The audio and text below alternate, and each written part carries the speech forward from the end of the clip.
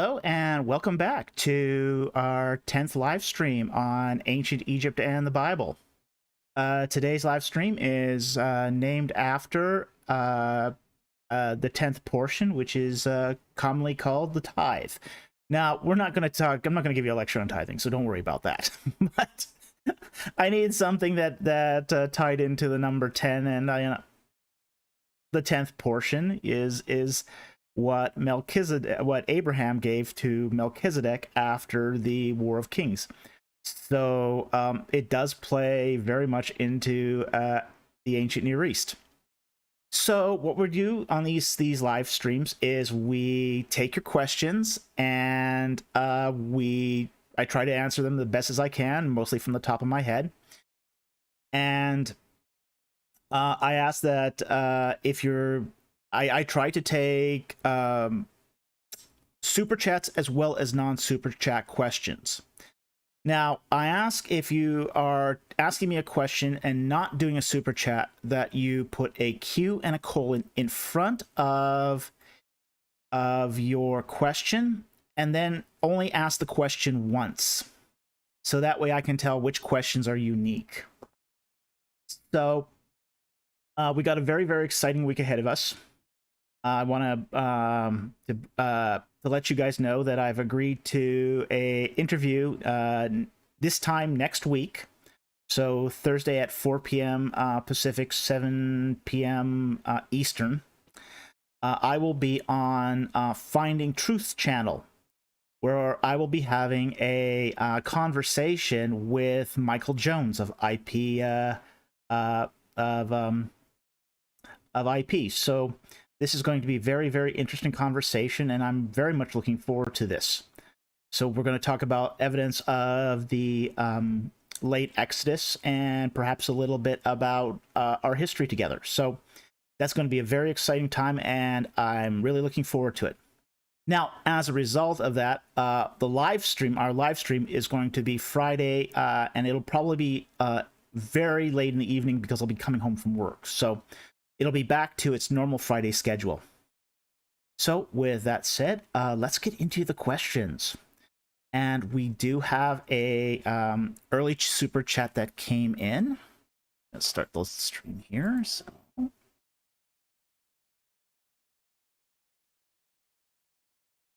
Okay, that's all that. And while that's loading. Okay, the first super chat is from RG Strategy for $5. Thank you very much. Which Egyptian king do you think was King Solomon's father-in-law? Okay, it's an interesting question. Now, there are 3 Egyptian kings that ruled during the reign of Solomon. And that was Siamum, Susenes II, and Shoshenq I. Now, it's unlikely that Shoshenq I was the father-in-law of Solomon.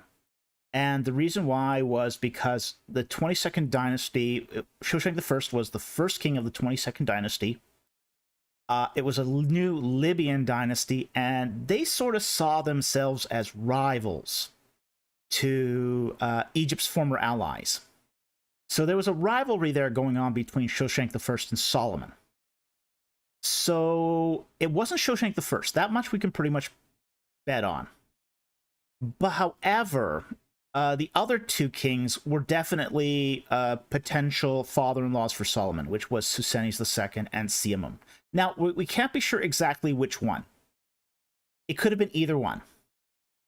And at the end of the 21st dynasty, we sort of see the last of, say, the remnants of the Ramesside lines.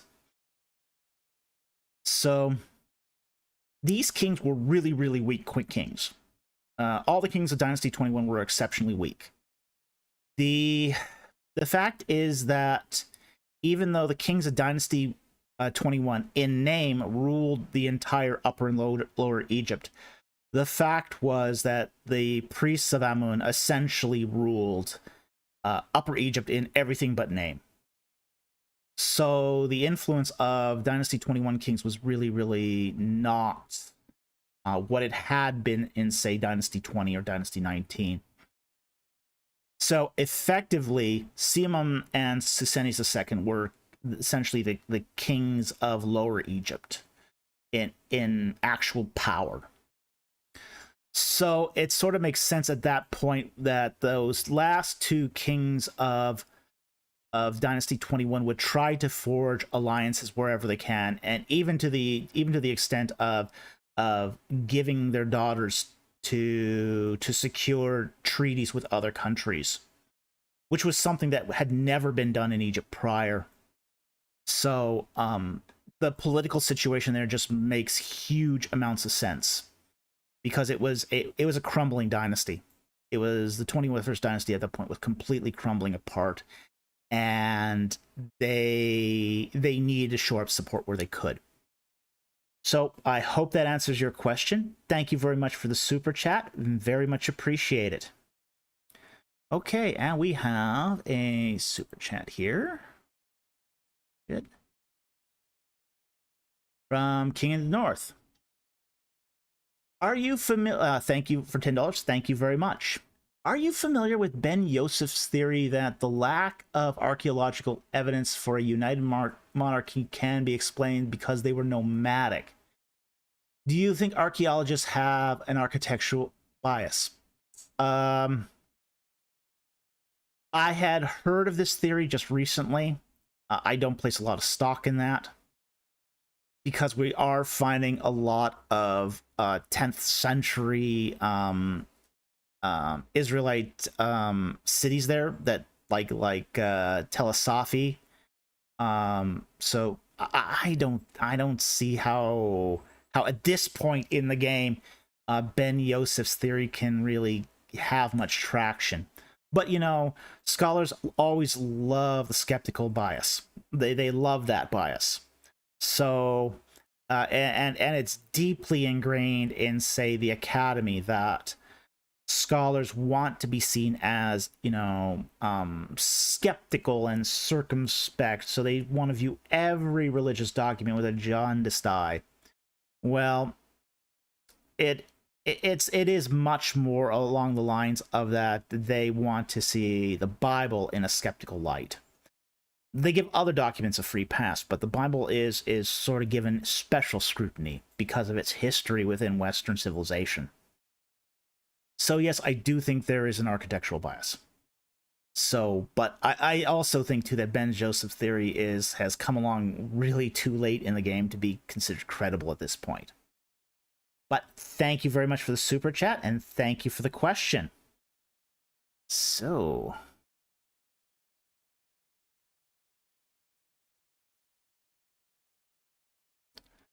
we don't have any more super chats, and that's probably because of our change in date and location at this time, so that's okay. We'll take other questions. Let me see what we got here. Okay, Dante's Powers. Question, can you explain the connection between David's mighty men named Abishai and the Hyksos leader named Abishai in the tomb painting? Oh, absolutely. They're both Amoritic Semitic names. I mean, there is, these names are not just used once. They're used many times over and over again. You know, Semitic names are reused generation after generation after generation, and we can chart this going back all the way to the Middle Kingdom. So when I think I explained in my last release video that you know, when you try to identify a person in a genealogy, whether it's a genealogy in the Bible, whether it's your own home family genealogy, you need to tie a person to a place. And that's the only way you can sort of narrow down if the person named is the same name.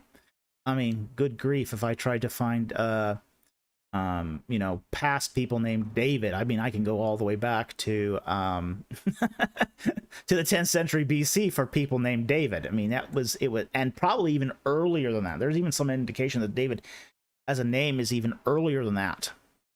So you need more than just a name. You need a place.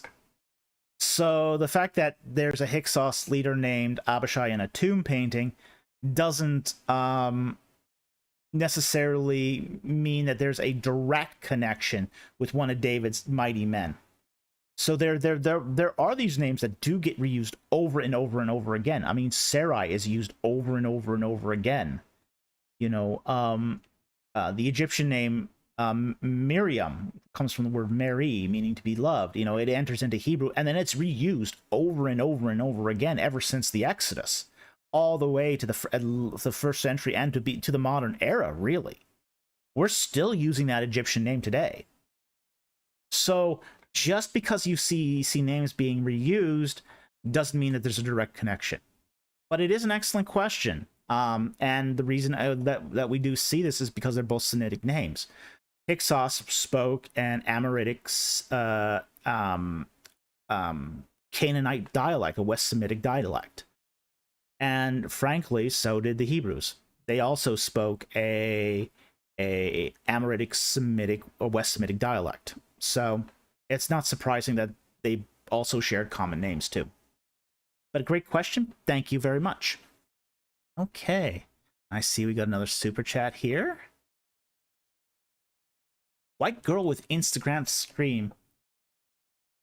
Last live stream, you said you didn't believe that ancient Israelites were polytheism. How do you interpret the Dead Sea Scrolls in Deuteronomy says that El Elon and Yahweh are different? Let's look up what the Masoretic text says. Okay. First of all, so we got Deuteronomy, and Deuteronomy 32 is kind of weird anyway. That's a strange strange chapter. But let's go to 8. And what does 8 say? Okay. Deuteronomy 32 verse 8. When the Most High gave the nations their inheritance, he separated the sons of man and set boundaries according to the people number of the sons of Israel. Okay, I don't see that there. See if I would then have to, I think I would have to look up a Dead Sea Scroll to probably comment more on that. I can just, let's see what the Septuagint says, and then we can probably draw at least some, let's see.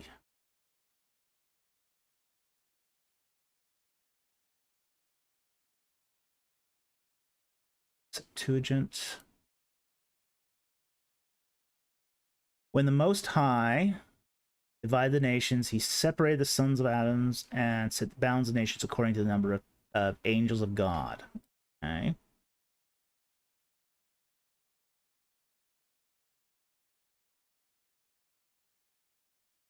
Okay, so the Most High here being El Elyon.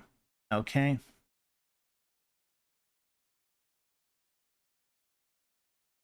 I don't see an exact separation here between El Elyon and Yahweh, to be very honest.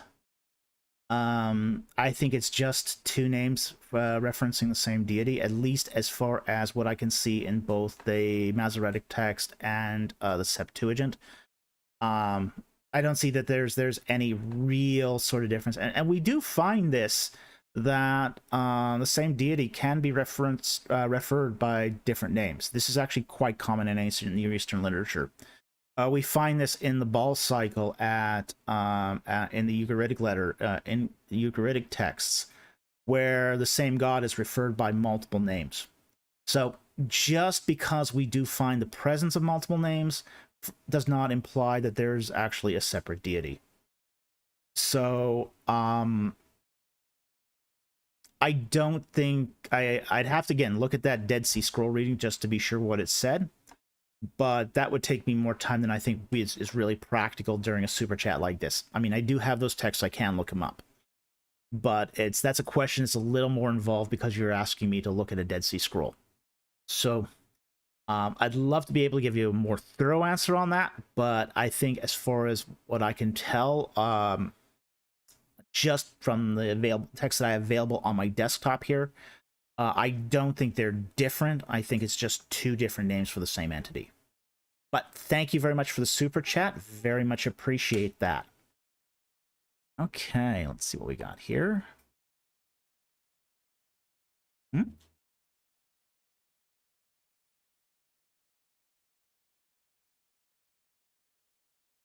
Let's see here. I see my friend, good friend Clive here. Good to see you again. Just pointing him out. Okay, let's see. Inut din, Chitila? Are there any surviving busts of kings, queens besides Queen Nefertiti? Do you think they were common? Yes, actually there are. There are actually several surviving busts. And Nefertiti is not the only one. Those particular style of busts, however, were very, very common during Amarna period. It's interesting that when they did that excavation at Amarna and they found the Nefertiti bust, they actually found more than one bust there. And they found her bust, and right nearby was the bust of Akhenaten. And there's sort of an interesting story that when they did that excavation at Amarna, it was done in such a way where the Egyptians and the excavators would then sort of split the loot. The idea being that the excavators paid for the cost of excavating, and Egypt just sort of, gave a little bit back to the excavator. So there's a story there that essentially that, the Egyptians, were presented with both, the modern Egyptians were presented with both the bust of Nefertiti and the bust of Akhenaten, and they chose the bust of Akhenaten. So, and that's because the antiquities inspectors didn't really care about queens. Okay, so there was a little bit of misogyny going on in that selection. But they came to later on really regret that decision. But we do find busts of other kings and queens. There's actually a bust of King Tut that's actually was pulled out, and it's a very famous bust. So we do find these for other kings and queens, and we find them. We find a fair number of them during the New Kingdom period. So we do find them, and they are actually they're not common. I wouldn't say they're common, but we do find them, and it's very interesting to see them, especially say in the context where they're sort of pristine, like Tut's. In Tut's case, they found the whole bust with all its color. So it's very interesting, and that's pretty easy to look up that bust. And then in fact, there's a famous photo of the one of the workers carrying that bust out of Tut's tomb, and the way he's holding it looks like Tut is actually walking with arms and legs, and because the bust is just the shoulders, a bit of the chest and the head. So he's carrying it out, and it looks like he's holding, he's walking out. Tut's walking out of the tomb. It's actually a great photograph. But very interesting question. Thank you very much for the question. Okay. Super chat from Moises Salazar for $5. Thank you very much. Dr. Falk, do you think because the biblical archaeology was initially so successful, it created an academic backlash? I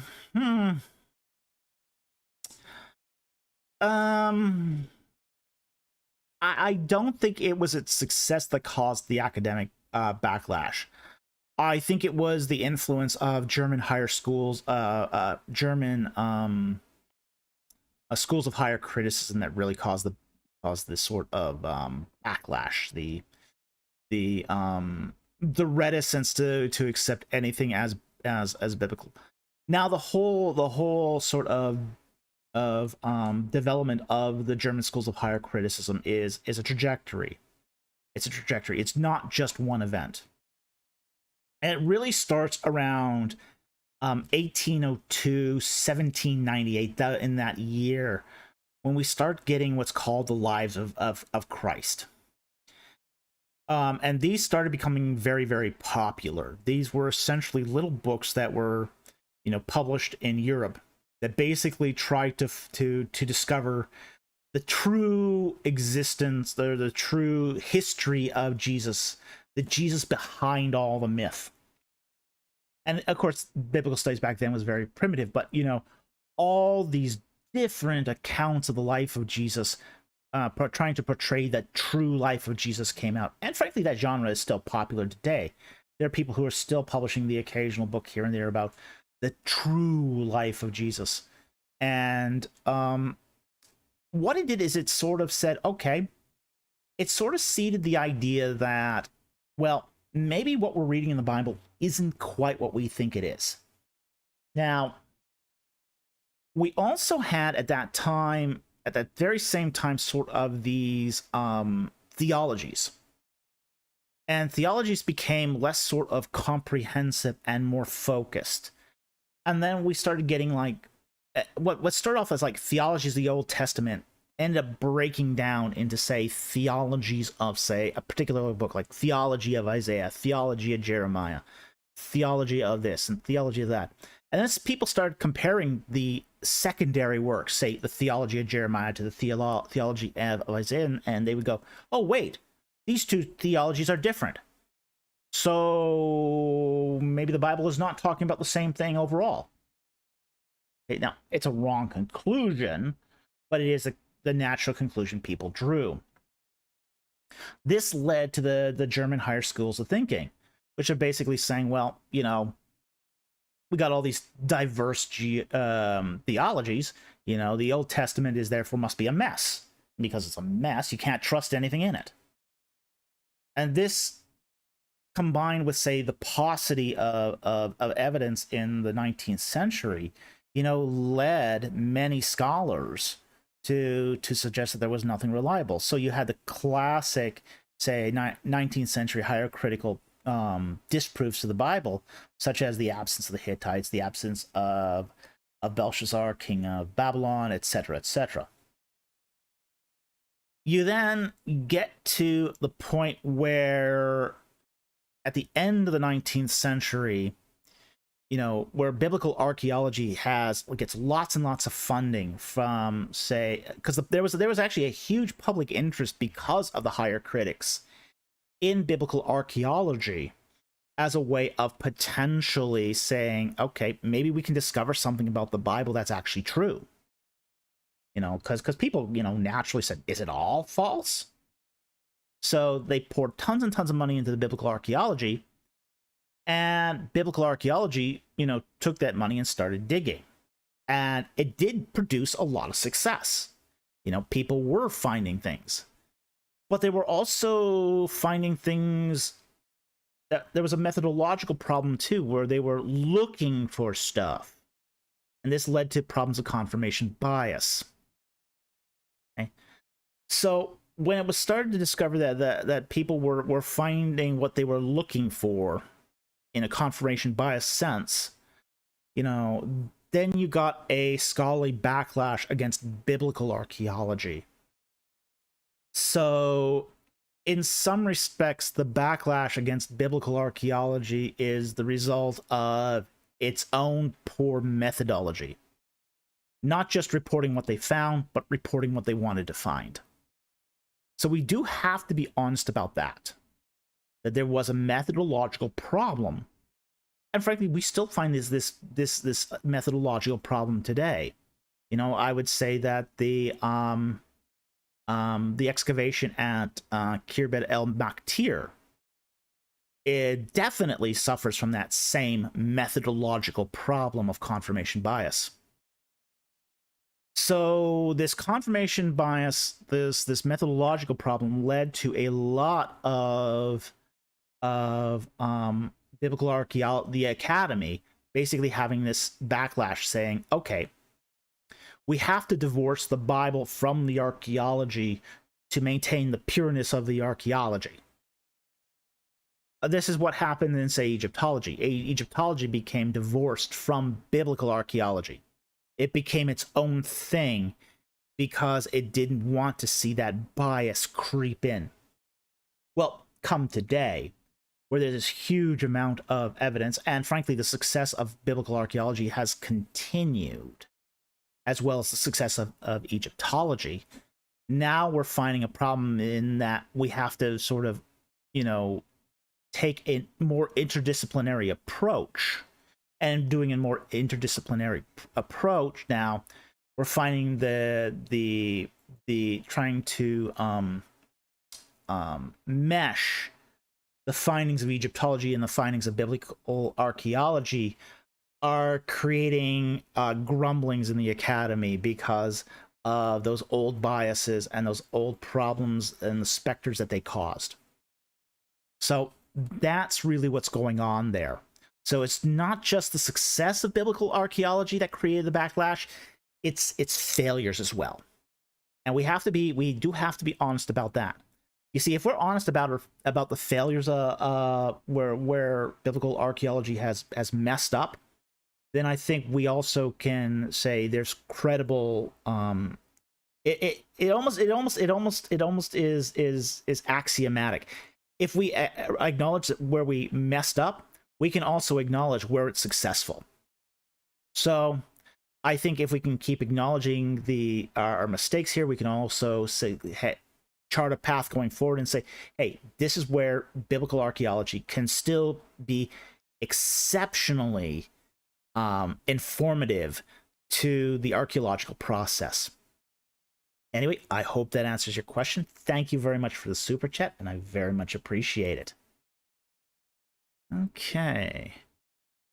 And looks like we can take another non-super chat. Get to the next one here.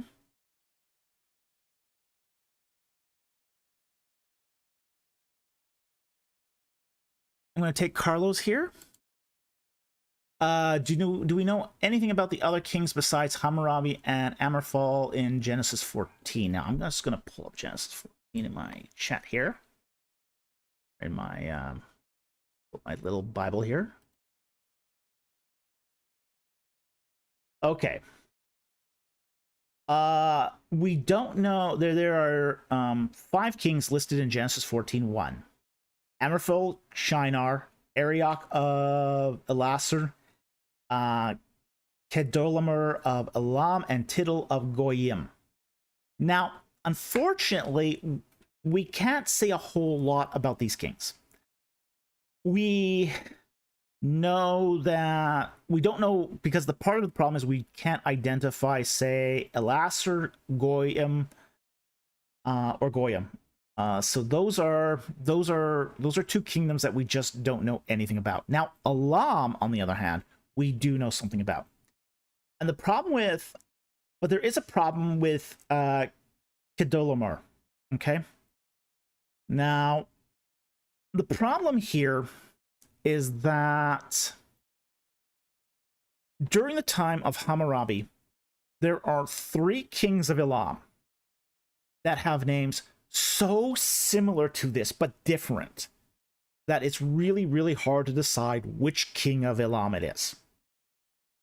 And it's almost like that we got sort of a family naming tradition going on here at this particular point in time for Elam. So we know a little bit about what's happening in Elam, but we don't know a lot. We don't have a lot of records from Elam.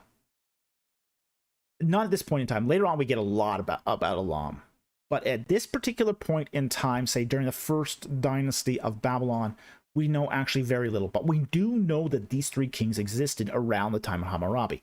We just can't be sure which one. But the names of these three kings are so close that it's got to be one of them. Because later on, we do encounter other names for Elamite kings, and they are very, very different. So I think we can be very much assured that the other kings would match if we can locate them. But it's the question of locating those other kingdoms that's at issue. Anyway, it's a great question, and I wanted to take it, and it's a non-super chat. Thank you very much for the question. Okay, I see a super chat here by Michael Beeson. All right, for $5. Thank you very much, Michael. What do you know about the Egyptian astrological faces in astrology? Do you know what the stars they were linked to and their use? I will admit here's some ignorance. Astrology, Egyptian astrology, is a specialty within Egyptology. There are people who do nothing but study this subject. It is a subject that is very, very, as I say, there's people who just study this subject. So, and it's not a subject I've done a lot of reading on. Now, I do know that they did use astrology. They had their own constellations. They had various constellations. The constellations that they used are nothing like the Greek astrological constellations that we use today. We also don't know exactly what the role of astrology was in ancient Egypt.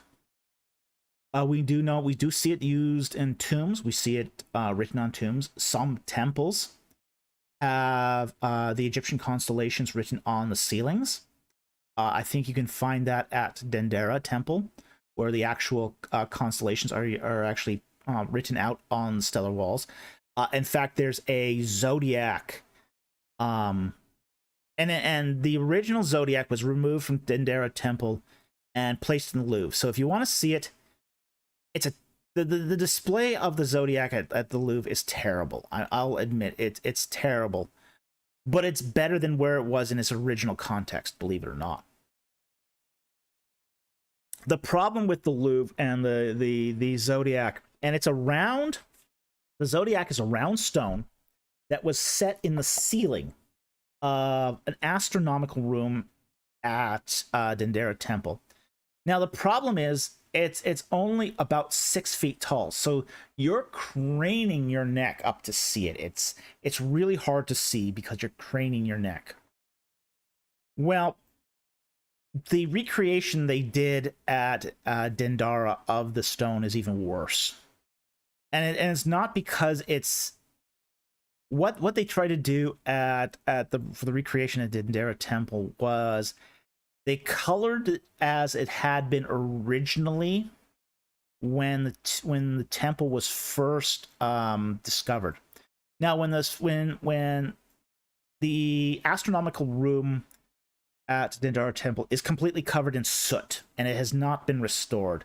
There are places in Dendera Temple where they've restored, taken off a lot of the soot, and you can see the original coloring, and it's absolutely gorgeous and beautiful.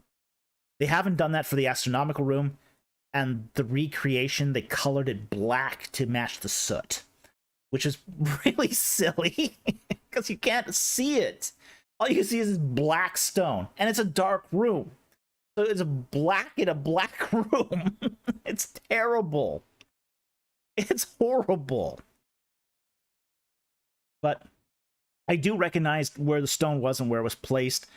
And it's placed in around this sort of motif, this twisted body of the goddess Nut, who's the sky goddess.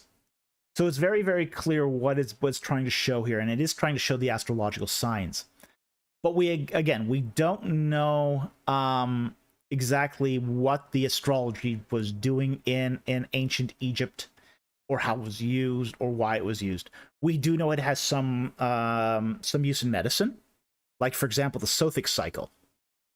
The Sothic cycle is a kind of astrology where it takes the rising of the star Sothis on the horizon at dawn. And that's associated with, say, the potency of medicine. You are supposed to take your medicine during the rising of Sothis for its greatest effect.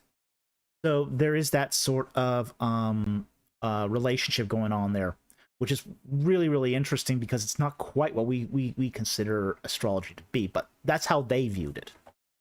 So anyway, I hope that answered your question, or at least gave you some answer to it. Again, astrology is not my field, so I'm trying to give you as much as I can here.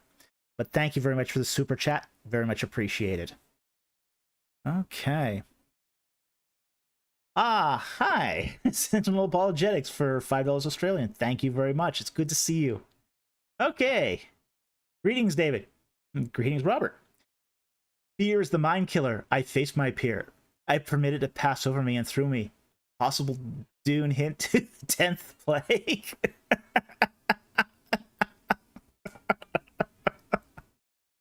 The popcorn must flow.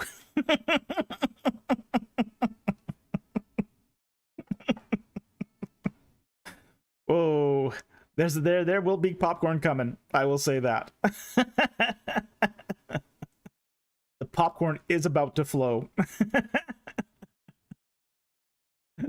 The 10th plague, the killing of the firstborn. Very interesting because it really is an attack on the power structure of Egypt. Not to go too far astray off of the theme of the channel, which is ancient Egypt and the Bible, even though I love Dune, and you can get me talking about Dune for very, very long time without shutting up. The 10th plague is about fear.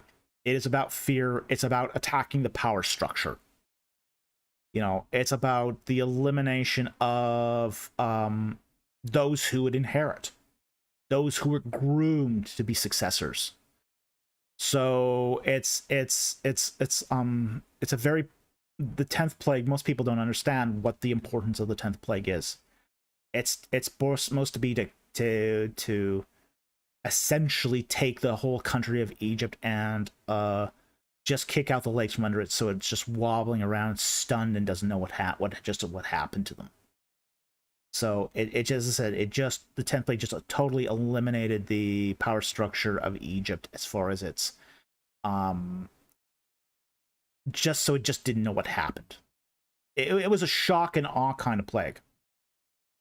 So that's what it was, what its intent was, and that's what the effect it achieved.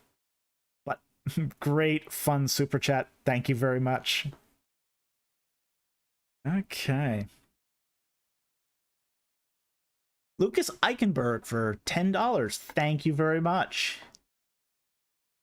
Do we see a symbolic equivalent of an Egyptian frieze in ancient architecture before the Egyptian Empire? The earliest frieze we find is in the 3rd dynasty. Okay, that's the earliest one we find, and we don't find it any earlier than that. And we find it at the mortuary temple of Zoser, the guy who built the step pyramid. So there's some sort of allusions to that before then in some of the mastabas of the 1st and 2nd dynasties. And even dynasties there's some allusion to that. Like, for example, there's one mastaba at Abydos where cows, the sculptural heads of cattle are actually placed at the base of the mastaba. Now, they're not put on the top as a frieze. They're more of a trim on the bottom of the mastaba. So we do see the sort of the allusions to that, the symbolic equivalence of that earlier. Okay. Now we also have to be careful here that when we talk about the Egyptian Empire, because the Egyptians never really had an empire. They had a hegemony. They weren't ever really an imperial power.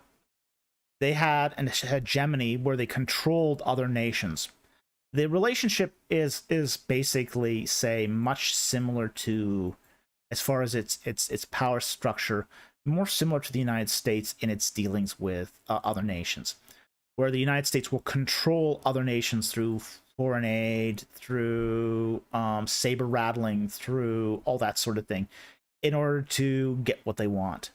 And the Egyptian, quote, empire was very similar to that. It was a lot of saber rattling. It was a lot of campaigning and breaking of skulls, just to prove a point that, you know, they could always come back and inspire more fear. So give us lots of tribute, give us lots of money. That's really how the Egyptian Empire worked. It didn't really conquer and assimilate lands. That wasn't their game. So we have to be very careful of what we mean here by Egyptian Empire. But, however, as far as the Uraeus frieze goes, that goes all the way back to Dynasty 3 and basically continues on that. Now, if you ever do see the frieze at Saqqara, it is magnificent. It's really beautiful. I even include it in my book because it is it's very stunning, because it's sculpturally, it's these like 2-foot sculptures of cobras at the top of a temple wall.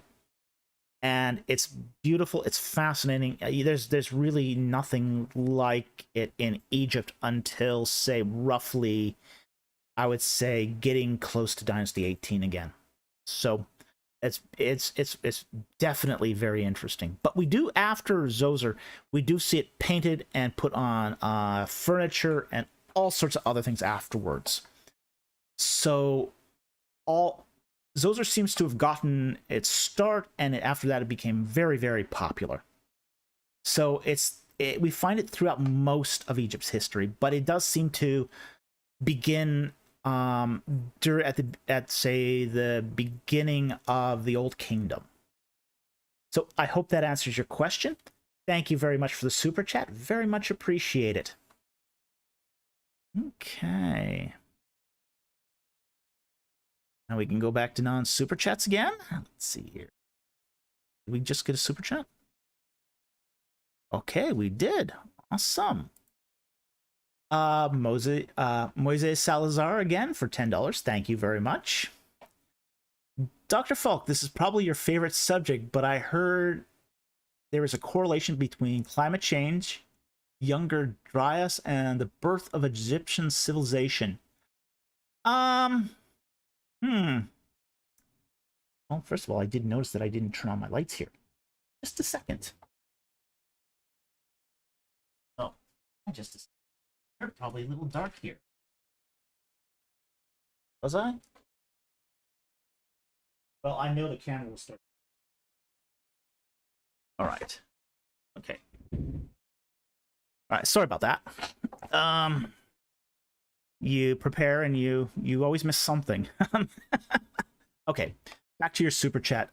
Correlation between climate change, Younger Dryas, and the birth of Egyptian civilization. Now, there is a bunch of climate change that happens during Egypt's history, and we do need to at least acknowledge that.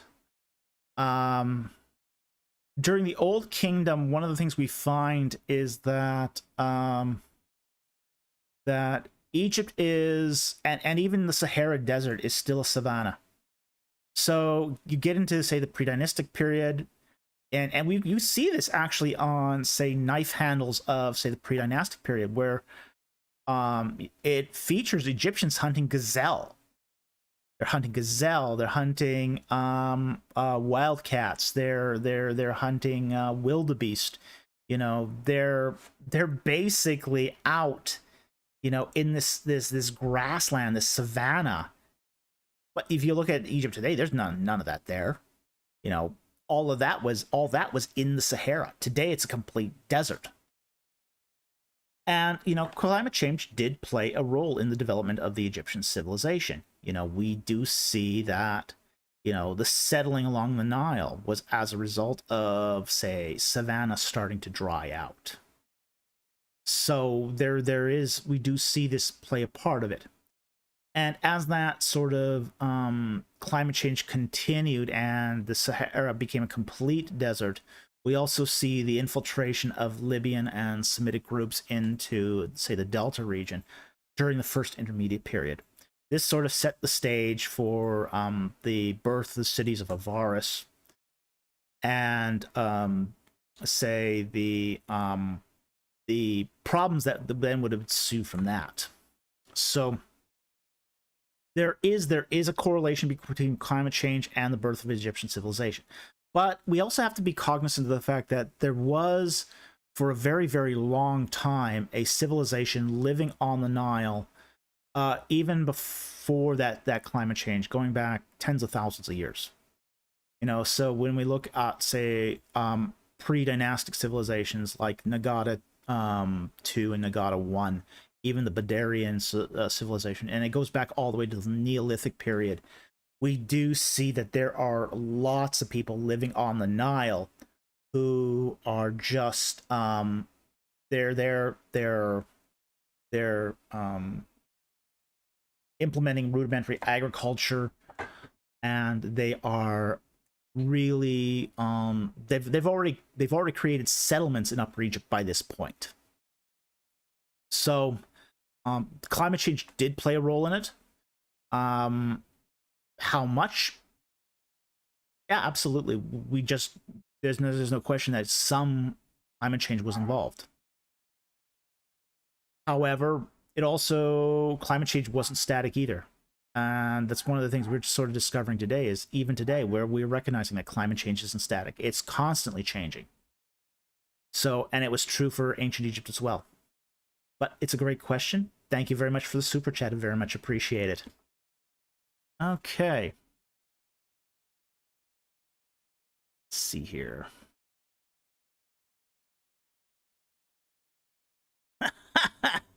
Will you ever do fan mail? That's a hard question. Well, I spend most of my time in a day answering stuff on YouTube. I have to admit, people who have sent me email are not getting the response that they used to get. Frankly, people can cram 1,000 questions into a single email, and that makes it very, very difficult for me to do emails. So I'm sort of dropping the email inquiries a bit, just because they're just too arduous to answer in the limited time I've got. The fact is, I'm supposed to still be publishing stuff. So for me, every fan mail I have to answer means it's a half hour that I can't devote to writing or publication. And I still want to do writing and publication because it's really, really important to me to continue to do that primary research, because that's what sort of makes this channel different than all the others, is we do original research. With all the schooling I have, it's given me the skills to do that, and I want to use those skills also to bring you guys the latest and greatest research. So will I ever do fan mail? I doubt it, but the future's always open. I mean, I'd love to receive it, but I can't really answer it. That's the problem. So if I do fan mail, it would just be sort of receiving it, not replying to it. So that's maybe a partial answer to the question, but thank you for the question.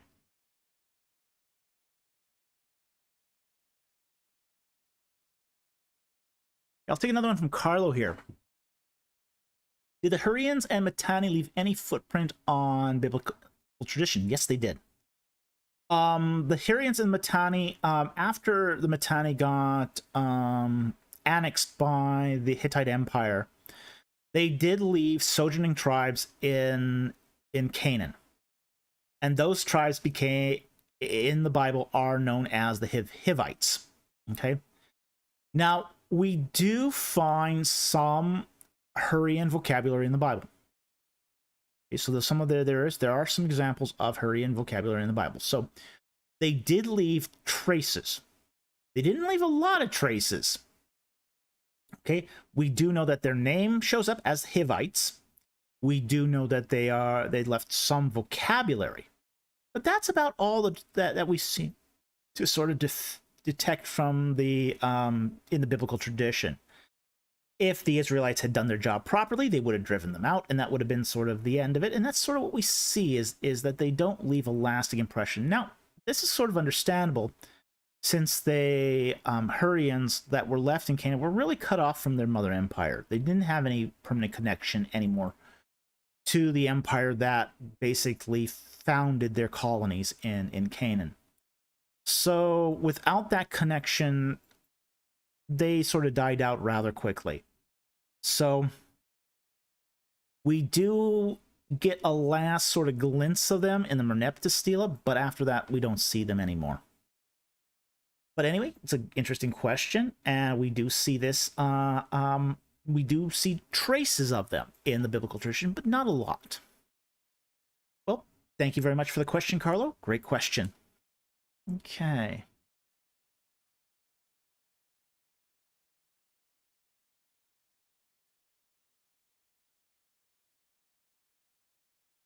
Okay, Muhammad Karam asks a question. I know you've been asked this a lot, and by me even once. But could you elaborate more on Schneider's proposed etymology for Moses' name? Okay, yes, absolutely.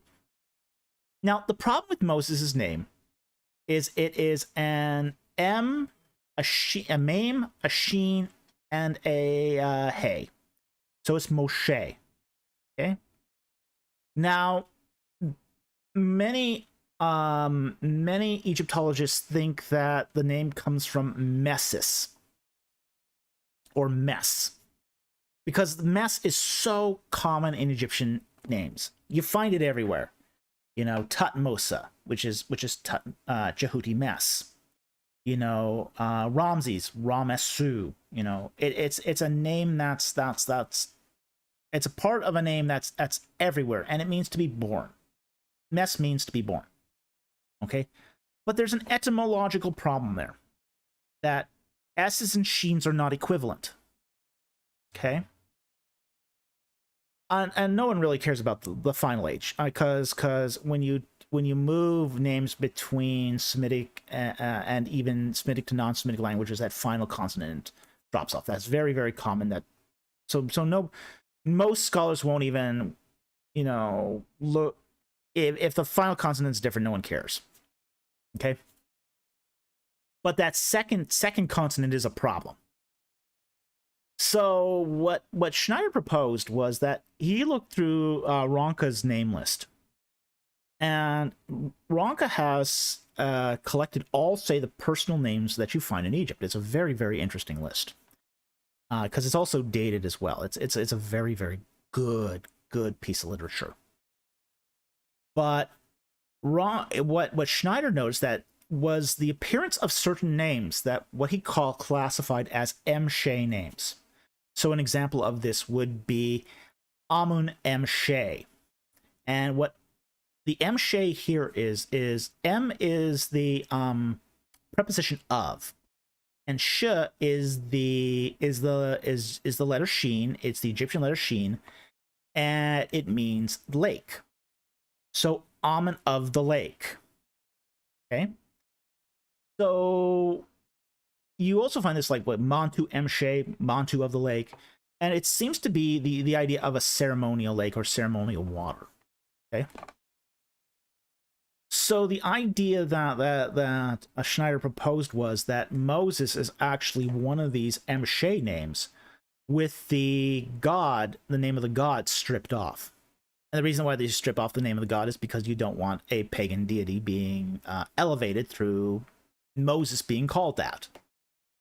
So Moses may have been called Amun M-Shay, with Amun stripped off, which leaves M-Shay, Moshe, Moses. So that's where the etymology there comes from. And I think it's a very, very compelling hypothesis. And I think it's really compelling is because we do find several examples of these M-Shay names. So it has warrant. The proposed etymology has actually very good warrant, in my opinion. So that's why I think it's a very compelling hypothesis. So anyway, thank you very much for the questions. Great question. Okay, I saw a couple super chats here.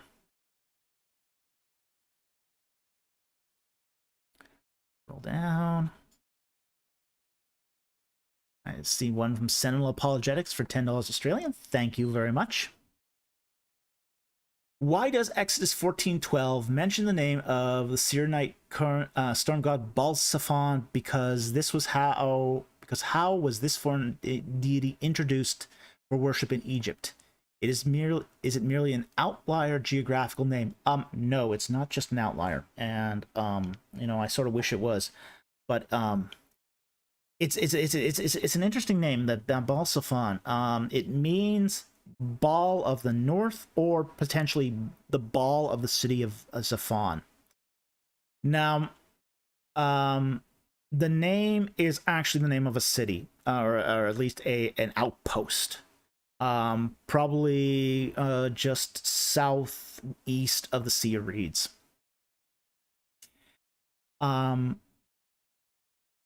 And the reason why this the foreign deity name, the name Baal, actually was introduced in Egypt by the Hyksos. So by the Semitic peoples, the Amorite Semitic peoples that came during the first intermediate period. And they established worship at the city of Avaris, possibly as early as the 11th dynasty. So this is the practice of worshiping Baal in Egypt is actually fairly early, at least relative to the Bible. So it's not just an outlier. It's very much part of, say, Semitic Hyksos cultural identity. In fact, the Hyksos, the Semites, the Amorite Semites at Avaris, build a temple of Baal there. So Baal is the big god of Avaris. If there's one god at Avaris, that's sort of the preeminent god, the local deity, it's Baal. So the storm god Baal is very, very important to, say, the peoples of the Nile Delta. So it's not just an outlier. It's actually worshipped in Egypt, and it's even worshipped by, say, native Egyptians. In Egypt, the Baal is seen as being synonymous with the god Seth, which is the Egyptian version of the storm deity. So the Egyptians view Baal and Seth as being one and the same deity. So this is why when the Ramessides, start naming their kids the Ramessides, grew up and had their power base around Avaris. So they start naming their kids after the god Seth or Baal, because that's what they knew. And this is why Seti the First is named after the god Seth, because he was born at Avaris. He was familiar with the practices at the Temple of Baal. When he does this year 400 stela, Ramses the First and Seti the First do their year 400 stela at the Temple of Avaris. It's dedicated to the god Seth and Baal. Horemheb, when he makes his plinth for the Temple of Baal, it's a plinth dedicated to the gods Seth and Baal. There's nothing outlier about this. This was a very, very important dynamic to Delta worship. So it's not just a mere geographical outlier. With that said, however, it is also a very interesting geographical marker. And it's interesting because we do find Baal-zephon referenced in one Egyptian, late Egyptian miscellany. So there is that. So that's one of those sort of corroborating things about, say, the Exodus account in Exodus 14:2, is that we find this reference to Baal-zephon. Well, we only find one reference in Egyptian, and yet we also find it in the Hebrew texts. It doesn't seem to survive beyond that sort of Ramesside era. It's very Ramesside. So it's a very interesting geographical name too. Anyway, thank you very much for the question. Very interesting super chat.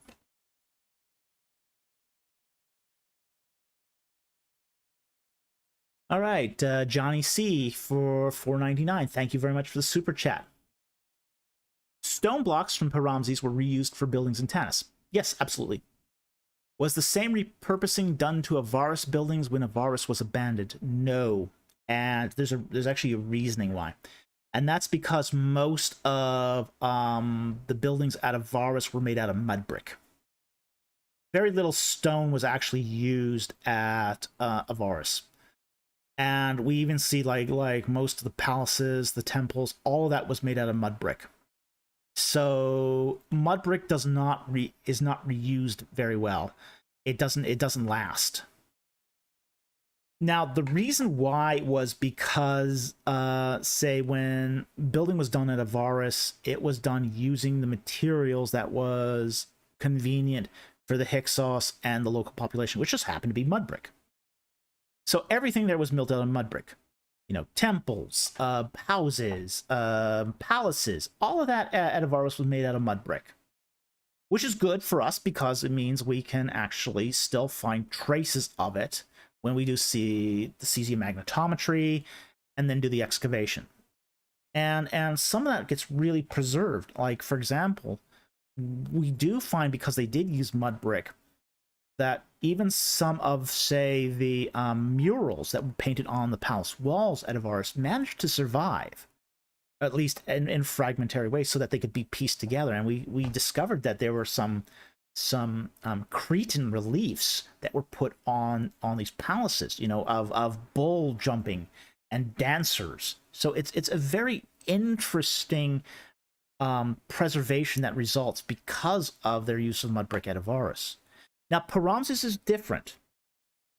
Stone is actually brought in to make temples at Paramses. And the reason why is we're talking about here is the capital city for an Egyptian. And because you're dealing with a capital city for an Egyptian king, at Paramses, they're going to use stone for temples, for pylons, for these structures that are supposed to last forever. The big statuary, all that's going to be stone. So you have a cultural difference there that ends up being then later on scavenged for the building at Tanis.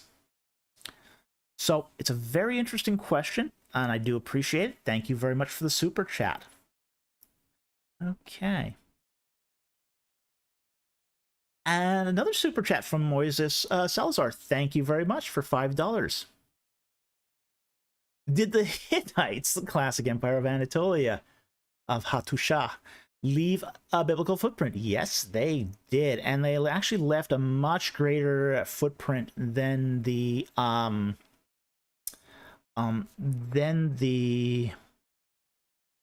Hurrians did. Now, the way they did the footprint is a little different. What happens to the Hittites is they succumb to the late Bronze Age collapse. They get a thorough pummeling from the Sea Peoples. And the Sea Peoples essentially, that combined with famine that happened in the Hittite Empire, caused the Hittite Empire to pretty much collapse.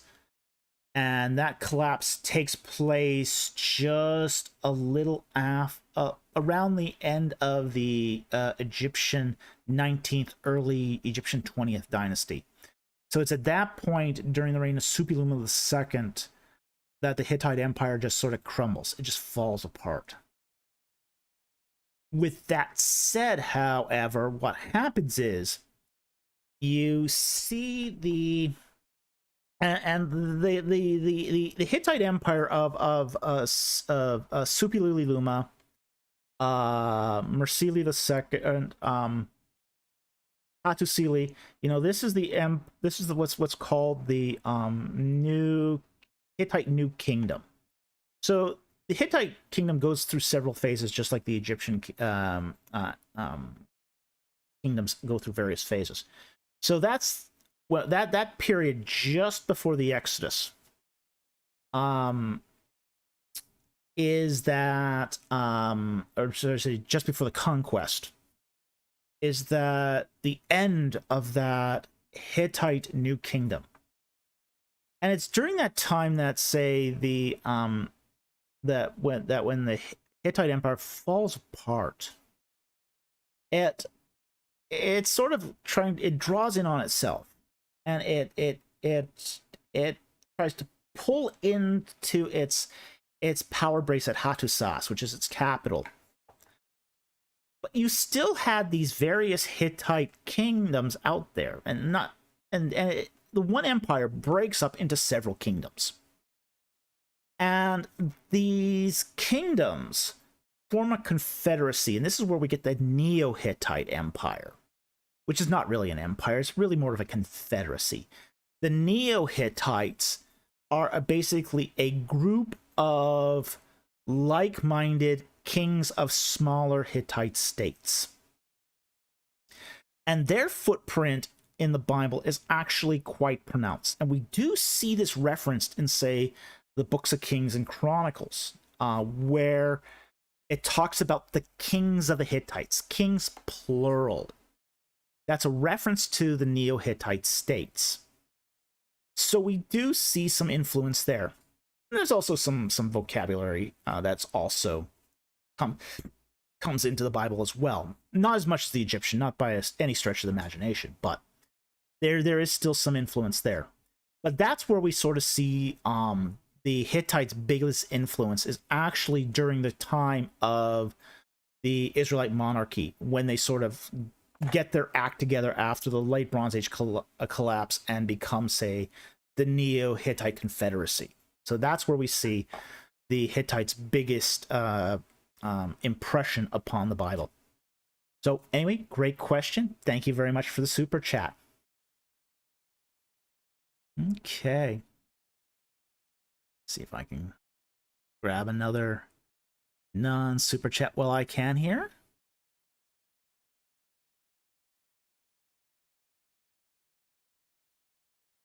Let's see here.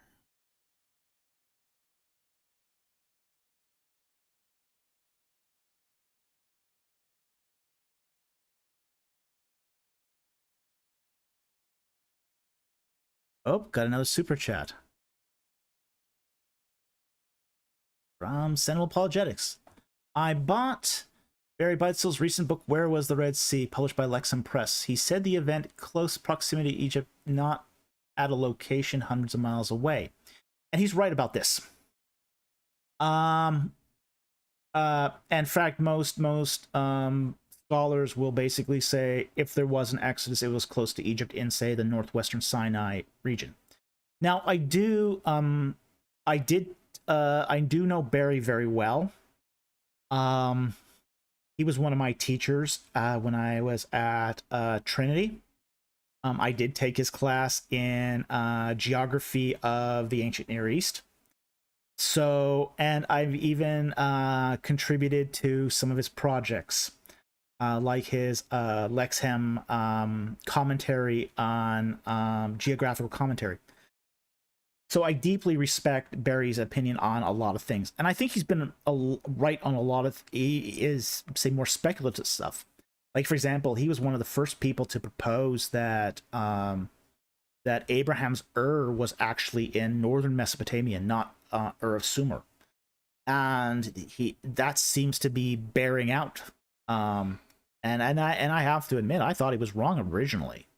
So I'm glad to see he's right here. So and I think he had something there all along that the rest of us just didn't appreciate.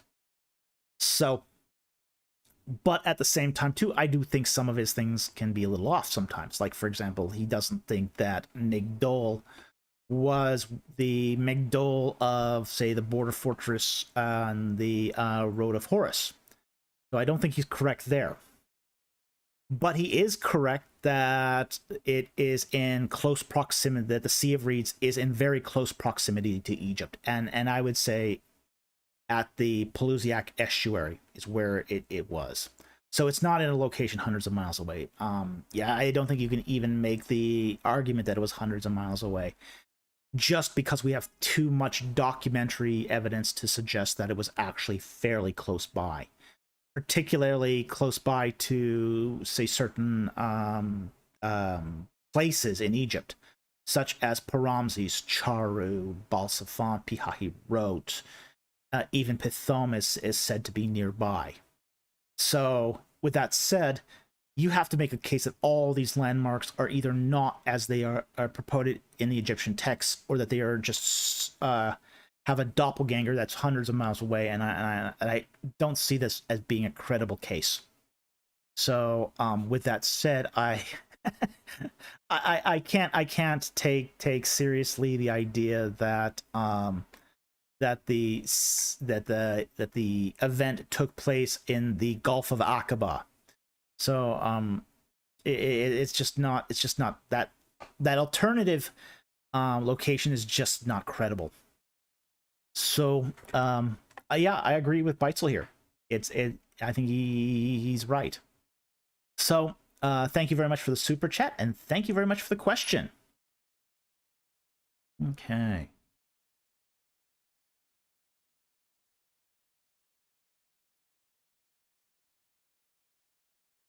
C Swift. Do you have any recommendations for an introduction to the Bible's historical backgrounds for the beginners? Yes, I do, and I'll even show it to you. Just a second. Okay. This book right here, Behind the Scenes of the Old Testament, edited by Greer, Hilber, and Walton. It's a very good book. It's, you can see, a very thick book. It's also written at a early college level, so it's approachable. So I would suggest that book for as an introduction to biblical history background for beginners, because it goes into all those sort of dynamics. It goes into the Exodus, it goes into the Conquest, it goes into the Kingdom period. It's all written by subject matter experts. So among which I even contributed to that book, so I can't help but to endorse it. So I would highly recommend that book as a introduction for Bible historical backgrounds, because that's its intended purpose, and I think it does a very good job of it. So thank you very much for the question. Okay, next one.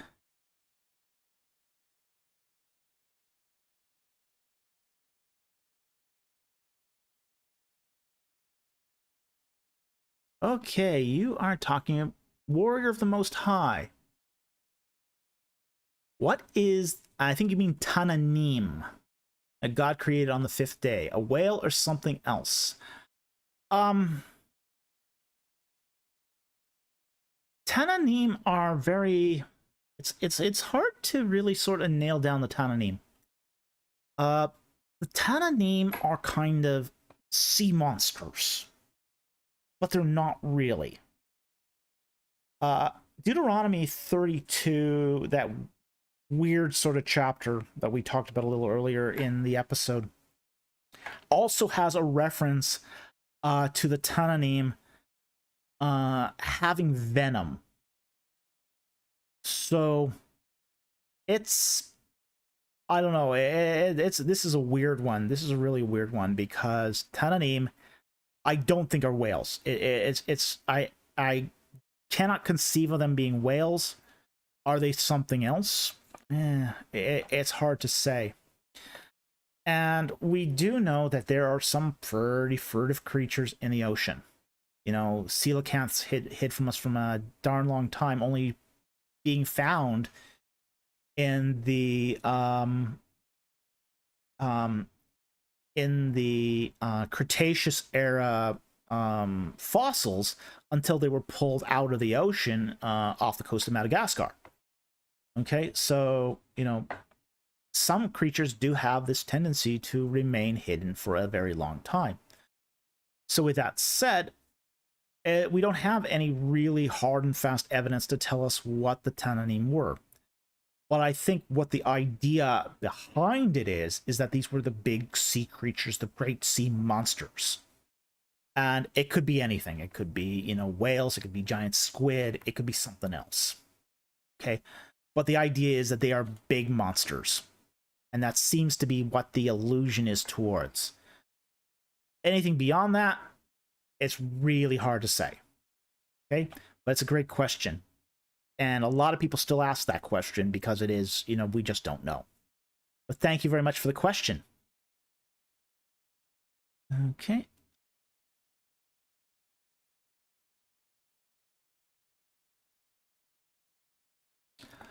I'm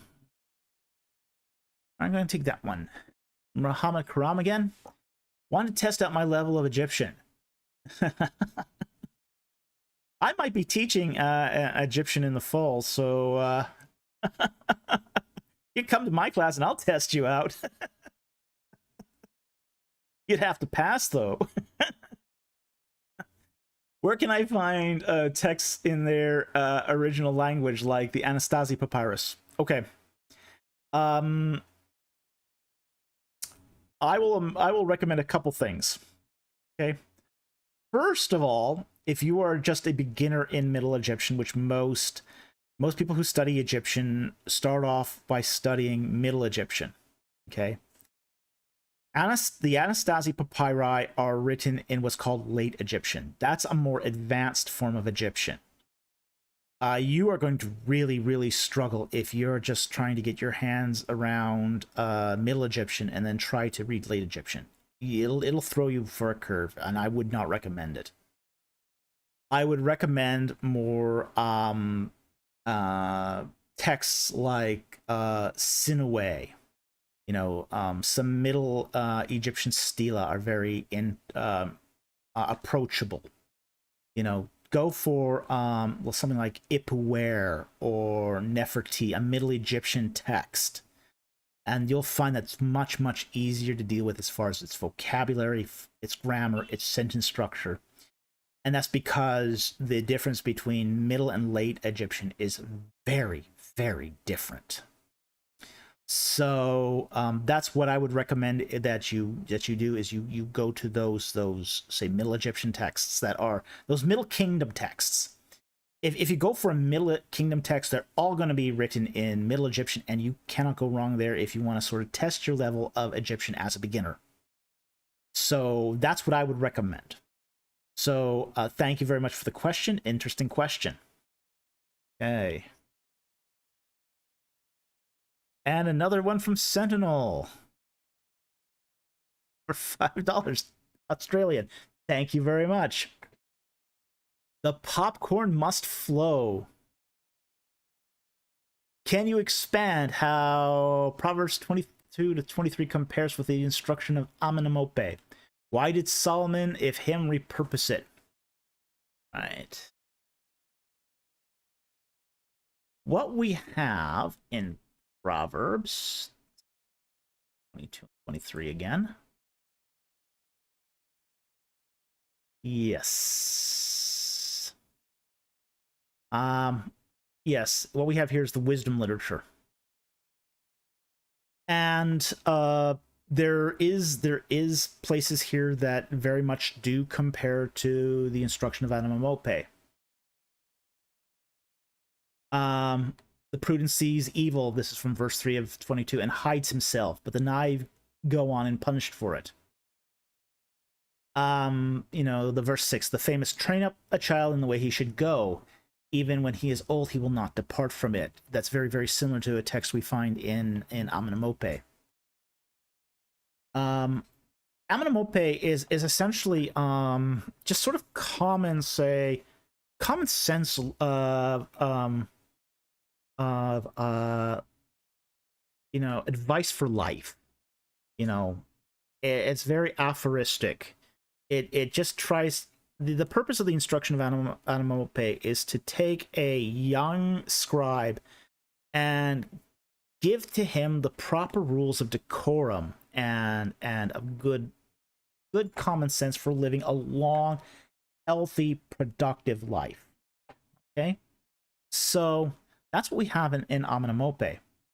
So what's going to happen here is that's going to become a very, very popular teaching. So, you know, Solomon is just going to take that and, you know, he's going to wisely apply that and say, hey, look, you know, this is good stuff. This is good wisdom literature. So let's repurpose some of this so that our own people who are raised up in the way of the Lord will also benefit from that wisdom. So why did he repurpose it? Because it was a good idea. You know, it's essentially that, you know, just because it came from essentially a potentially pagan source doesn't mean it doesn't have value. You know, not everything has to be taken from absolute original scratch. You know, it's you know, truth is nuanced. Truth is more there are truths that are universal. Like, for example, Amenemope says that, you know, if you meet a woman in her home, don't defile her. You know, don't have sex with her, because when it's discovered, bad things happen. Really?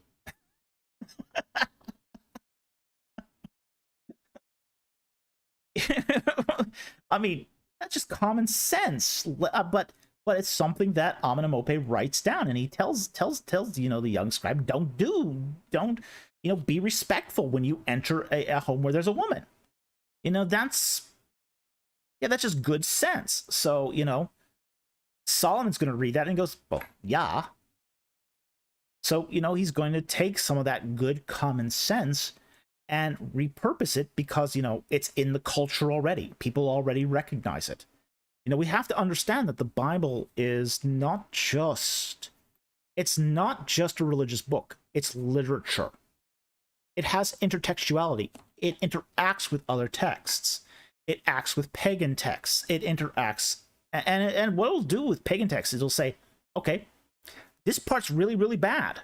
We're interacting with it because this part is really, really bad, and you want to stay away with that. So it interacts with it by saying, okay, this idolatry stuff, yeah, stay away from that. That's bad. That's really bad. But it'll also say, okay, here's something about pagan texts that was laudable. Let's use it and repurpose it so that the people of God act in accordance that gives glory to God. There's nothing wrong with that. It's like the when it talks about the some of the laws that are given at Mount Sinai. One of the laws is do not commit adultery. Well, that's an interaction with Egyptian culture where there was a lot of adultery and negative consequences that resulted from that, and nobody has a problem with that. Nobody has a problem with that interaction. Well, then there's the don't eat pork. Well, the Egyptians also didn't eat pork. Okay, but what that was that was taken for a different purpose. It was repurposed, not because pork is so bad, but because it will make the nation of Israel distinct from its Canaanite neighbors who did eat pork. It did create a dietary boundary of what is normal and what is abnormal.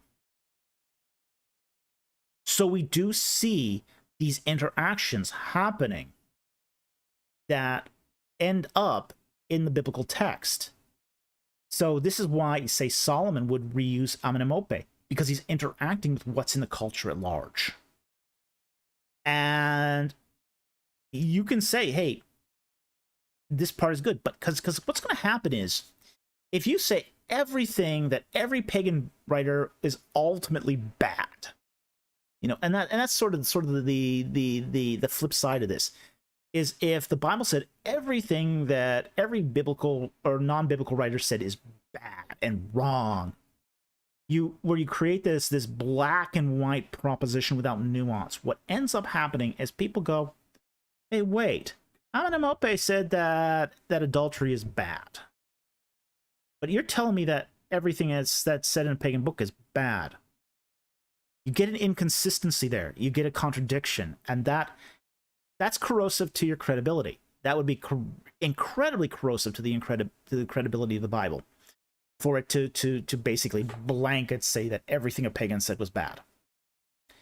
So I think the Bible and Solomon are writing in a way that's very, very intelligent, in a way that's engages its culture, that's nuanced, and I think ultimately lends to the credibility of the Bible. So that's some of my thoughts here on why Solomon repurposes parts of this text. And he's basically saying, worship God, worship Yahweh, but here's some advice along the way. Here's some proverbs, and they're proverbs. They're not 100% guarantees either. They're saying they're repurposed statements of collective wisdom. And wisdom is always universal. So thank you very much for the super chat. Very much appreciated. I hope that covered your question. Okay. JD Freeze for $5. Thank you very much for the super chat. Good to see you. How functional were Egyptian hand mirrors? I recently saw one in a book and it didn't look overly reflective to me. That's because the one you saw wasn't new.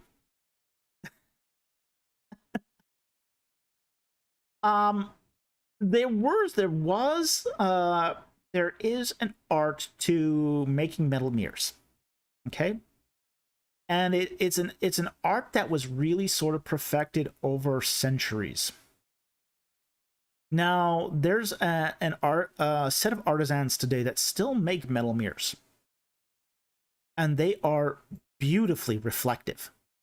Beautifully reflective. I mean, incredibly, you would mistake it for a glass mirror. It's that reflective. And if you think about it too, a glass mirror is really, it's a metal mirror. Because what a glass mirror is it's a piece of glass with metal film applied to one side of it. And that's where we get sort of the smoothness. It's the smoothness of the finish that determines the reflection of any metal surface. Whether it's the smoothness of a glass mirror, because what the glass is doing is creating that smoothness against which the metal layer is deposited, or whether it's polished to a point where it can be very, very reflective all on its own. And you can get, if you've gotten good enough polish, an exceptionally reflective image off of a metal mirror. So I would expect that when these mirrors were new, hundreds of years before, say, tarnish and oxygen and all these nasty things got to it, I expected these mirrors were originally very, very reflective. Reflective enough for you to really, really be able to see yourself in them. So you're right that what has arrived to us today as a mirror doesn't look very reflective. Most of them were made of bronze, and bronze tarnishes and corrodes. So that's sort of unfortunate. Even the silver ones don't remain tarnish free. So that doesn't leave us with many good original examples. But I think given that such polishes can be achieved and were achieved at the time, I think it's conceivable that these were very, very reflective and very functionally useful mirrors. But thank you very much for the super chat, and thank you for the question. It's an excellent question. Okay. Sentinel Apologetics again for $5 Australian. Thank you very much. Beautiful. God let the writers be who they were, knowing that they were capable of communicating timeless principles of conduct by means of their culture. Absolutely. Absolutely. And then we have to remember this, that when we talk about, say, the inspiration of Scripture, it's inspired by God and written by men. It's two agents here. This is the doctrine of inspiration. You know, it's not just God downloading information.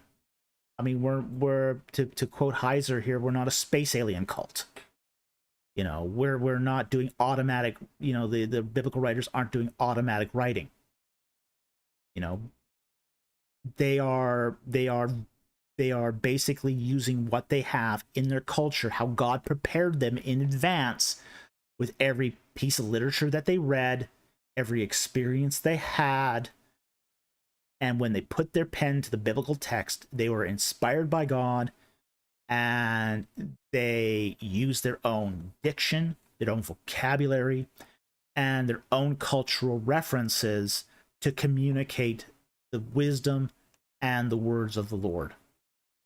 So absolutely, God gave the prophets that freedom, the biblical writers that freedom, and it's the inspired text.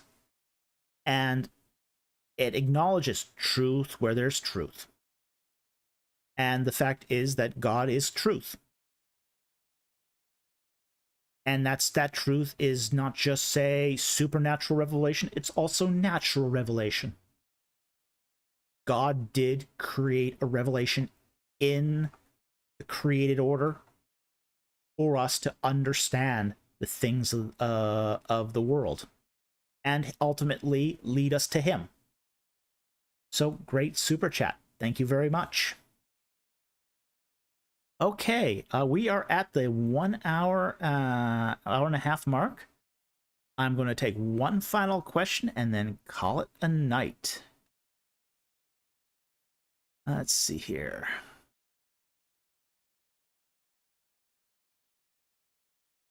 Let's see more. Let's see.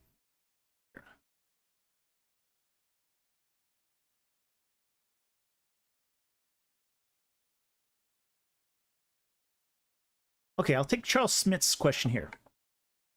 If the conquest was hyperbolic when it spake of total destruction, and I we'll talk about that in a moment, then does the Benjaminites requiring virgins after the punishment ruin this view? No, not necessarily. The conquest itself was not exactly hyperbolic. I think we misread it as being hyperbolic. The whole idea of Haram being utterly destroyed, or Haram can have a range of meanings. It can be destroyed, it can be drive out, it can be forbidden, and I think one of the things is we come to say the conquest narratives with this idea of the Israelites just pouring into Canaan and destroying everything, and that's sort of that's a caricature. That's really a caricature, because the Israelites are coming into Canaan with the idea of occupying it.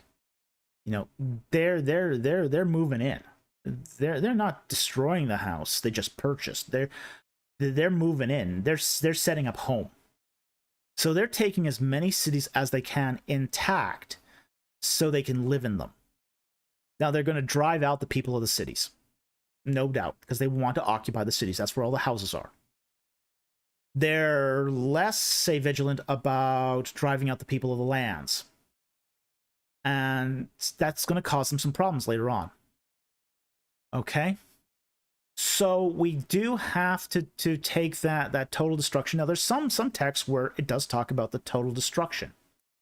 You know, it does talk about the total destruction of the people of Jericho and its city. It does talk about the total destruction of Hatzor and its people.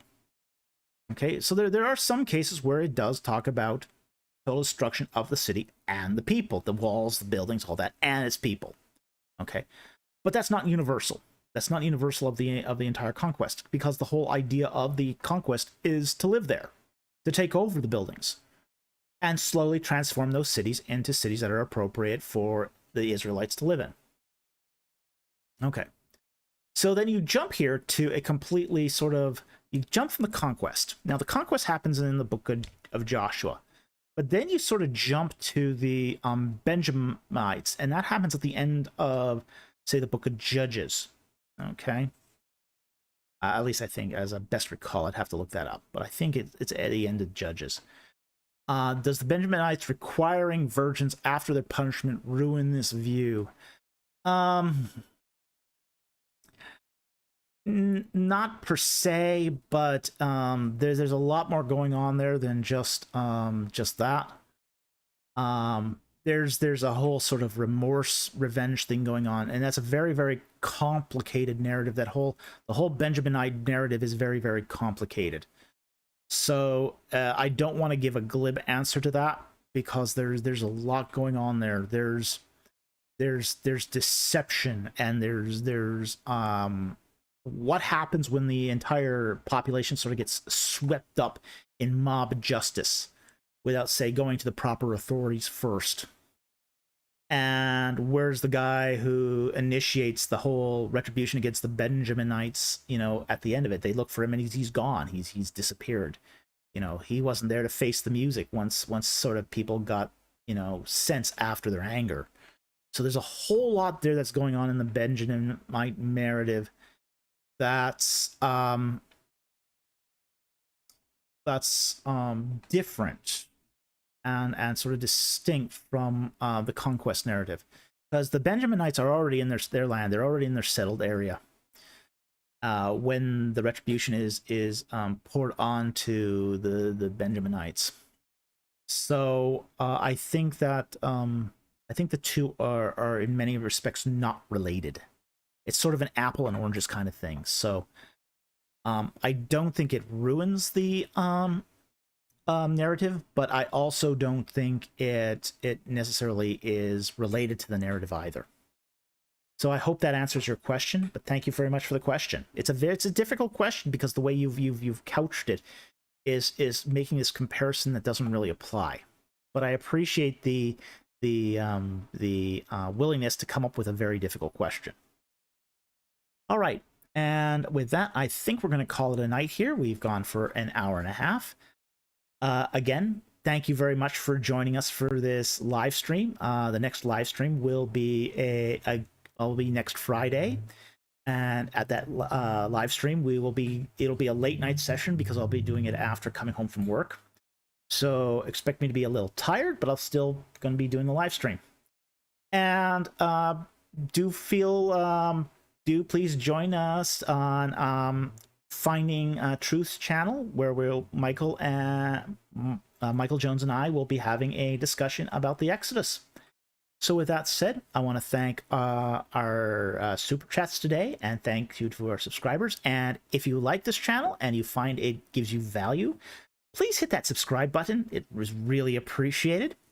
I also want to thank my Patreon supporters, and thank you for those who contribute to this channel financially and with prayer and moral support. So with that said, thank you very much. Have a good night, and I'll see you next time on Ancient Egypt and the Bible.